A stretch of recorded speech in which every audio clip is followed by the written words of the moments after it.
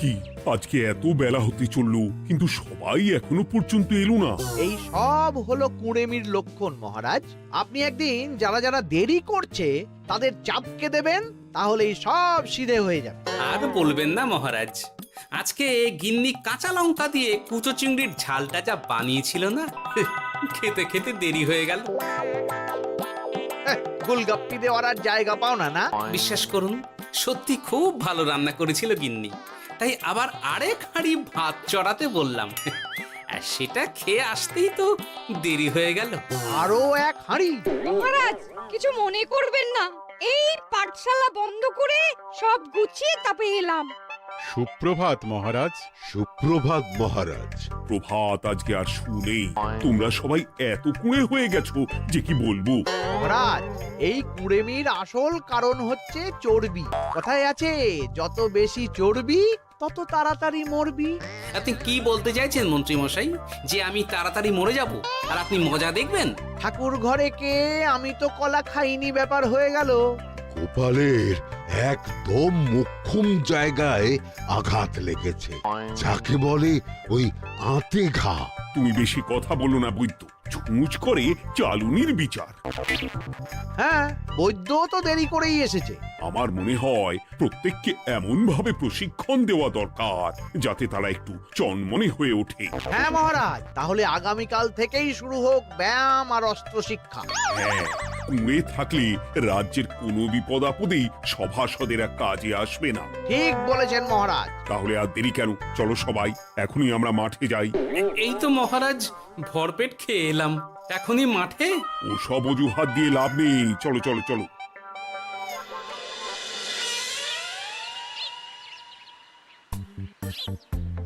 এবার সবাই সারিবদ্ধভাবে দাঁড়িয়ে পড়ো। কি গোপাল কোথায়? মহারাজ, গোপাল আপনার পিছনে দাঁড়িয়ে আছে, চুপি চুপি। এই এই এই গোপাল, যাও যাও মাঠের মাঝখানে গিয়ে দাঁড়াও। এই চাঁদি ফাটা রোদে কেন মহারাজ সুস্থ শরীরকে ব্যস্ত করছেন? এইসব বাজে কথা শুনতে চাই না। শুয়ে বসে থেকে শরীরের কি অবস্থা করেছো? শরীরের নাম মহাশয়, যা সবে তাই সয়। তুমি যাবে না, তোমাকে এক্ষুনি বরখাস্ত করব। কি জ্বালা! যেখানে আমার সব কাজ বুদ্ধি দিয়েই হয়ে যায়, সেখানে গায়ের জোরের কি দরকার? হ্যাঁ, এই গোপাল, আমি 1 থেকে 3 অব্দি গুনবো, তারপরে সবাই এই মাঠের ধার বরাবর 5 বার পাক দিয়ে দৌড়বে। ঠিক আছে মহারাজ, আমি প্রস্তুত। আমি রোগা পটকা আছি, কোনো সমস্যাই হবে না। হয়ে গেল। সবাই প্রস্তুত? 1 2 3। কি হলো গোপাল, দৌড়াও দৌড়াও। মহারাজ, এর থেকে বেশি জোরে পারবো না। আই, কে আছো? একটা কঞ্চি দাও। এই সেরেছে। বেশ হয়েছে, বেশ হয়েছে। ব্যাটার এবার চর্বি কমবে। কি হলো গোপাল, হ্যাঁ হয়ে গেল? হ্যাঁ?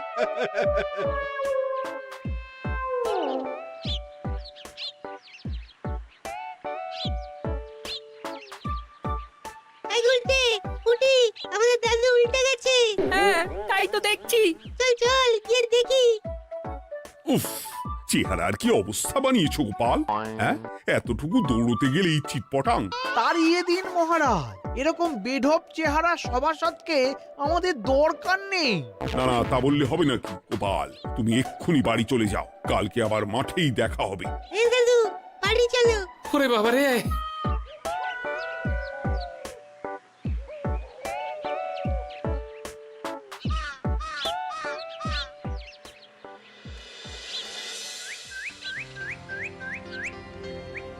আরে ধুর ছাতার মাথা, তখন থেকে জল খেয়েই চলেছ। কি হয়েছে সেটা বলবে তো? শরীর চর্চা হয়েছে, শক্তি খরচা হয়েছে, আর পারছি না। উফ, বাপরে বাপ, কি পায়ে ব্যথা! এই জন্যেই আমি বলি বাপু, একটু বপুটাও নড়াও, কিন্তু কার কথা কে শোনে? ওরে বাবা, অকারণে সুস্থ শরীর ব্যস্ত করব কেন বলো তো? বেশি নড়াচড়া করলেই আয়ু কমে যায়। তোমার এই বাজে কথা কোন শাস্ত্রে লেখা আছে শুনি? শাস্ত্রে কেন যাব, বাস্তবে জলজ্যান্ত উদাহরণ আছে। আমি মানতে পারছি না। হুম, মানতে পারছি না বললে তো হবে না, তোমাকে মানতেই হবে। বেশ, প্রমাণ করো। আমি যদি তোমাকে প্রমাণ করে দিতে পারি, তাহলে আজ থেকে বাড়ির বাজার দোকান করার দায়িত্বটাও তোমাকেই নিতে হবে। দিদা, তুমি তো ফেঁসে যাবে, দাদুর সঙ্গে বাজি লড়বে না। এই বাদ দে তো, তোর দাদু আগে প্রমাণ করুক যে বেশি নড়াচড়া করলে বয়স কমে। হ্যাঁ তাহলে বাজি? হ্যাঁ, বাজি। আচ্ছা ঠিক আছে, বেশ। তুমি তুমি একটা পশুর নাম বলো তো, যারা খুব তাড়াতাড়ি দৌড়য়। ঘোড়া, হরিণ, চিতাবাঘ আরো আছে। আচ্ছা, এবার সবচেয়ে আস্তে আস্তে কোন পশু চলে, এরকম একটা পশুর উদাহরণ দাও। কেন, কচ্ছপ? এই তো পেয়ে গেছে উত্তর। এবার তুমি বলো তো, কচ্ছপ কত বছর বাঁচে, আর ঘোড়া, হরিণ, চিতাবাঘ এরা কত বছর বাঁচে? চিতাবাঘ, ঘোড়া কেউই 30 বছরের বেশি বাঁচে না, কিন্তু কচ্ছপ 300 বছরও বেঁচে থাকে। হেরেছে, হেরেছে, আমার বউ হেরেছে। উফ, জীবনের কত বড় চাপ নেমে গেল। হ্যাঁ, এই তুমি আমাকে এভাবে হারালে। তখনই বললাম দাদুর সঙ্গে বাজি লড়তে যেও না। নাও এবার খেলা সামলাও।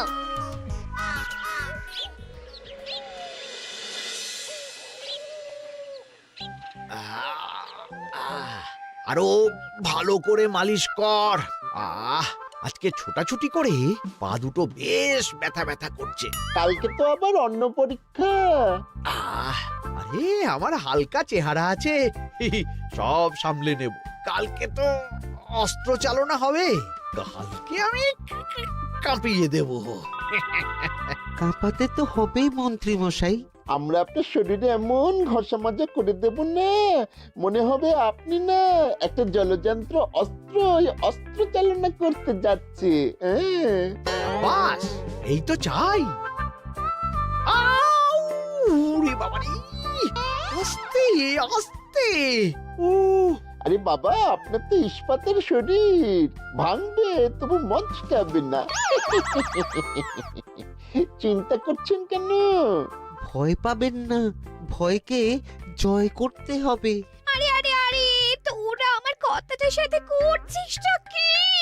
মানুষটা মরে যাবে তো। চিন্তা করো না গিন্নি। বাবা, ওরা বলেছে আমার ইস্পাতের শরীর, ভাঙবে তবু মচকাবে না। একবার এই বুড়ো বয়সে হাত পা ভাঙলে কি সামলাবে শুনি? মন্ত্রী মশাই, আমাদের বকশিসটা দিয়ে দিন, আমরা কেটে পড়ি। বাবারে বাবা, দিচ্ছি। এনে এত খাটানোর পরে এতেই এখন খুশি থাক। হ্যাঁ,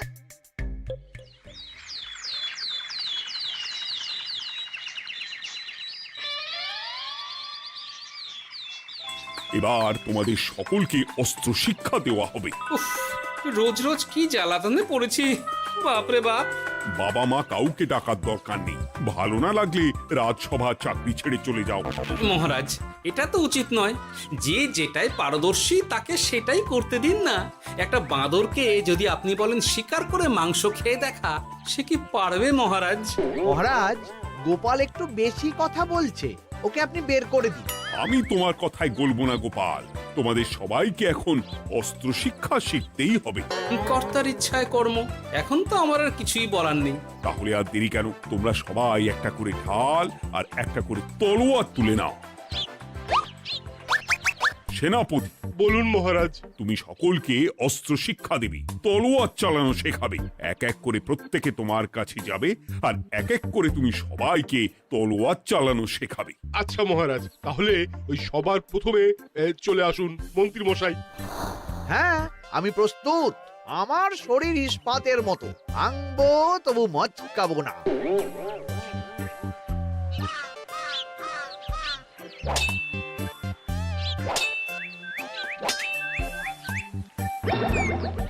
কি কেমন দিলাম? অত সহজ নয় সেনাপতি। আমি মন্ত্রী এমনি এমনি হইনি, আগে অস্ত্র শিক্ষা শিখে তবে মন্ত্রী হয়েছি। এটা কি হলো? হ্যাঁ, আপনি অস্ত্র শিক্ষায় পারদর্শী, কিন্তু আরো বিচক্ষণ হতে হবে। কারণ আজকে এই পাগড়ির জায়গায় আমি যদি তলোয়ার আপনার গলার দিকে চালাতাম, তাহলে কিন্তু আপনার এই ভবলীলা এখানেই সাঙ্গ হয়ে যেত। ঠিক আছে, ঠিক আছে, মনে রাখবো। এবার বাকিদের তো ডাকো। হ্যাঁ, এরপরে তলোয়ার চালানো শিখতে আসবে গোপাল। গোপাল দাদু, গোপাল দাদু। বাবা বাবা বাবা, গোপাল তুমি আবার দল বল নিয়ে এসেছো। দেখি তোমার কত দম। গোপাল, তুমি প্রস্তুত হও। হ্যাঁ হ্যাঁ, আমি প্রস্তুত। ওরে বাবারে, এ তো ভয়ানক চাপের কাজ, আমাকে বেশ বেগ পেতে হচ্ছে। সামলাও গোপাল।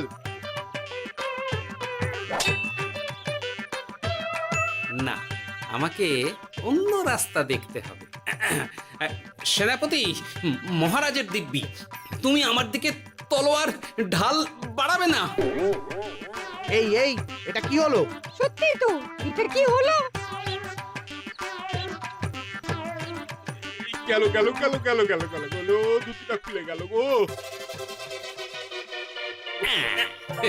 দেব নাকি এবার কুচ করে কেটে? জিতে গেছি, জিতে গেছি। এটা কি হলো? শত্রুপক্ষ কখনো কারো দিব্যি শুনবে না। আর সেনাপতি, তুমি কি ওখানে দাঁড়িয়ে দাঁড়িয়ে মজা দেখছো? আমি কি করব মহারাজ, গোপাল যে আপনার দিব্যি দিয়ে দিল। গোপাল বেটা খুব চালাক। তাহলে এখন উপায়? ওসব গোপাল তোমাকে বোকা বানাবার জন্য করেছে। তুমি ধুতি ঠিক করে আবার লড়াই চালিয়ে যাও। যথাজ্ঞা মহারাজ।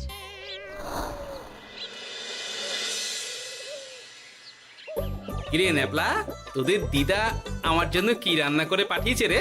এই তো ভাত, আলু সেদ্ধ, এই পুঁই শাকের ঝোল আর রুই মাছের ঝাল। আর তোদের যে তোষক, বিছানার চাদর আনতে বলেছিলাম, এনেছিস তো? ওই তো দাদু, কুটির গুলটে আর বাকিরা সবাই ধরাধরি করে নিয়ে আসছে। ব্যাস, তাহলে তার কোনো চিন্তা নেই। খেয়ে একটা জব্বর ঘুম দেব, কারণ এখানে যা রঙ্গ দেখছি তাতে বিকেল হয়ে যাবে। তলোয়ার শিক্ষা আজকের মতন এইটুকুই থাক। এবার শুরু হবে বল্লম শিক্ষা। সবাই আবার আগের মতন সারিবদ্ধভাবে দাঁড়িয়ে পড়ো। আহ, তোদের দিদা পুঁই শাকটা কিন্তু বেশ জব্বর বানিয়েছে। তোদের দিদার হাতের রান্নার কোনো তুলনাই নেই। আহা, কি স্বাদ! এ কি, গোপাল আবার কোথায় গেল? এই তো মহারাজ, আমি এখানে ওই পুঁইয়ের ঝোল আর রুইয়ের ছাল দিয়ে ভাত খাচ্ছি। এসব কি মাঠের মধ্যে খাওয়া? আরে শরীরটাকে তো রাখতে হবে। তাড়াতাড়ি খেয়ে এইদিকে এসো। আসছি আসছি আসছি। এবার আমি তোমাদের দেখাবো কিভাবে বল্লম নিয়ে তেড়ে যেতে হয়। দেখান মহারাজ।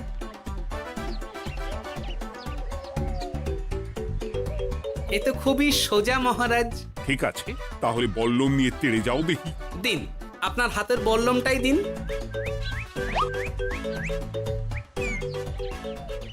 আরে আরে, গোপাল তো মাঠ থেকেই চলে গেল।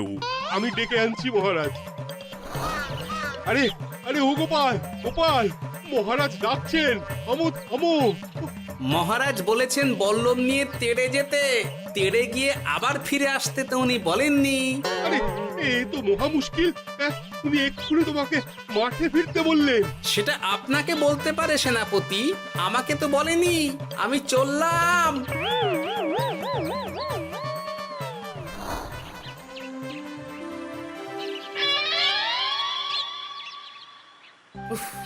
বাবা রে বাবা, কি ঝক্কি! অনেক বুদ্ধি করে মাঠ থেকে খাটে চলে এসেছি। আমি আর উঠছি না।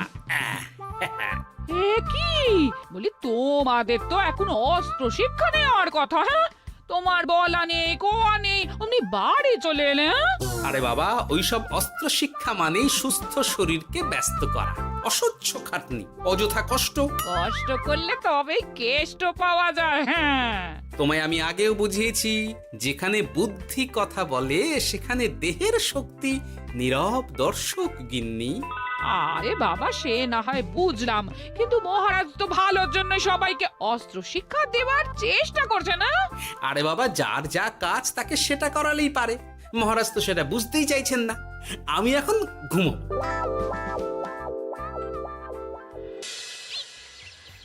দরজা খোলো গোপাল, দরজা খোলো। গোপাল, গোপাল দরজা খোলো বলছি। ব্যাস হয়ে গেল, একটু শান্তিতে ঘুমাবো তার জো নেই। দরজা খোলো গোপাল। বলুন মহারাজ। তুমি কি পেয়েছোটা কি গোপাল? রাজসভায় দেরি করে আসবে, তারপর অস্ত্র শিক্ষার সময় ফাঁকিবাজি দেবে, এভাবে তো আর তোমাকে মনে হচ্ছে রাজসভায় রাখা যাবে না। মহারাজ, গোপাল তো মুখের কথার লোক নয়, ওকে তাড়িয়ে দিই। কেন মহারাজ? আমি কি এমন মহাপাপ করেছি যে আমাকে তাড়িয়ে দেবেন? এই যে আমার কথা শুনছো না, এটাই তোমার অপরাধ। অপরাধ নেবেন না মহারাজ।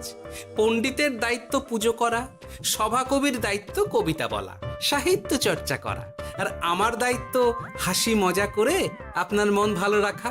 কিন্তু আপনি আমাকে জোর করে যুদ্ধের ময়দানে ঠেলে দিতে চাইছেন। এটা আমার ইচ্ছে। আমিও তো মহারাজ ইচ্ছে করলেই অনেক কিছু করতে পারি। চোখ বন্ধ করে লক্ষ্য ভেদ করতে পারি, শুধু বুদ্ধি দিয়ে। আরে বাহ, এত বড় কথা! তাহলে মহারাজ, ওকে বলুন পরীক্ষা দিতে। কি পরীক্ষা? আমি একটা ঘরে বর্ম পরে দাঁড়িয়ে থাকবো, তোমার হাতে অস্ত্র দেব, আমার মাথায় একটা আপেল থাকতে হবে, আর তুমি কিভাবে আমার মাথা থেকে ওই আপেল ফেলতে পারো দেখবো। এ তো খুবই সোজা। কি গোপাল, তাহলে লড়বে নাকি বাজি? হ্যাঁ, লড়তে রাজি আছি। তাহলে আজ রাতেই হয়ে যাক পরীক্ষা। যদি এই পরীক্ষায় উতরে গেলে তো ভালো, নইলে তোমার চাকরিটা গেল। গোপাল, তুমি পারবে তো? সে দেখাই যাবে। আজ রাতে তাহলে রাজবাড়িতে দেখা হচ্ছে। যদি আমি এই পরীক্ষায় বিফল হই, তাহলে আমার চাকরি আপনি কেড়ে নেবেন, আর যদি সফল হই তাহলে মন্ত্রী মশাইকে শাস্তি দেবেন। আমি নিজে সারা কৃষ্ণনগরে নাক্ষত দেব। বেশ, দেখা যাক।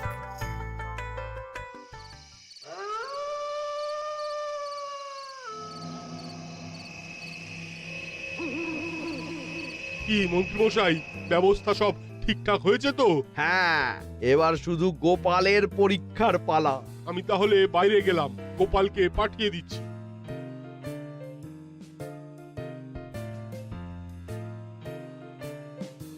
এবার যাও গোপাল, ঘরের ভিতরে যাও, দেখি তুমি কি করে মন্ত্রীর মাথা থেকে আপেল ফেলতে পারো। আপনি তো শুধু আমার চোখ ঢেকেছেন, আমার নাক, মুখ, কানও ঢেকে দিন, যাতে ঘ্রাণেন্দ্রিয়, শ্রবণেন্দ্রিয়েরও সাহায্য না নিতে পারি। বেশ, তাহলে তাই হোক।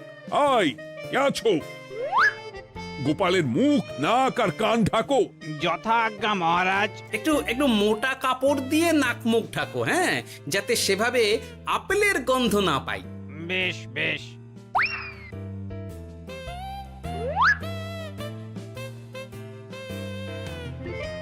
যাও গোপাল। গোপাল, এবার তোমার চাকরি গেল। এবার তুমি কি করবে? কি করবে? দৌড় ঝাঁপে ফাঁকিবাজি? হ্যাঁ?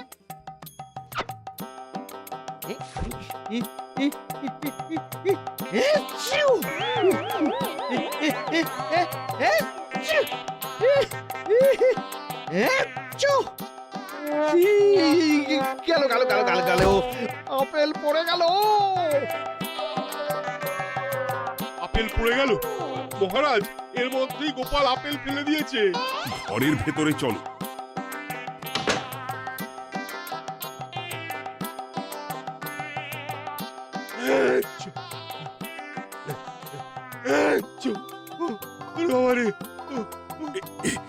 কি ওরে বাবারে বাবা, কি ঝাঁজ! ওরে বাবারে বাবা। কি মহারাজ, দেখলেন তো গোপালের চমক? অস্ত্র ছাড়াই আপেল ফেলে দিলাম। কি, এটা তো তুমি নীতি বিরুদ্ধ কাজ করেছো। সারা ঘরে নস্যি ছড়িয়ে দিয়েছো। মহারাজ, হাঁটতে গিয়ে আপেল পড়ে গেছে। এবার সারা কৃষ্ণনগরে নাক্ষত দিতে হবে। সত্যি সত্যি গোপাল, বুদ্ধি তো তোমার জুড়ি মেলা আভার। আমার নাম গোপাল ভাঁড়। একটা কথা মনে রাখবেন, কেউটে সাপের লেজে পা দেবেন না, আর গোপালের কাজে বাধা দেবেন না। যে কাজ বুদ্ধি দিয়ে করা যায় তার কাছে শক্তি ছোট্ট শিশু মাত্র। সত্যি গোপাল, আজ তুমি সেটাই প্রমাণ করে দিলে।